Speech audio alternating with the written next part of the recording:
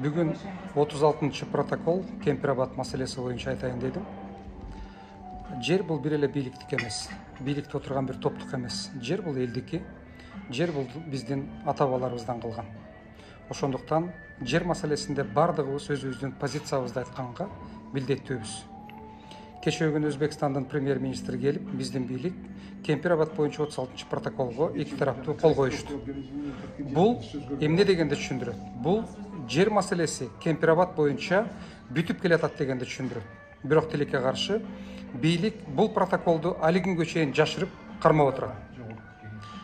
Бийлик ачык айтпай атат. Эгерде мамлекетте бийлик бутактарынын тең салмактуулугу жок болсо, мамлекеттин ичиндеги бири-бирине катасын оңдой турган уюмдар жок боло турган болсо, анда мамлекетте саясатчылар, жарандар, массалык маалымат каражаттары бул маселени көтөрөт. Бийликтен ачыктыкты алдын ала айтууну талап кылат. Анткени бул жер маселеси.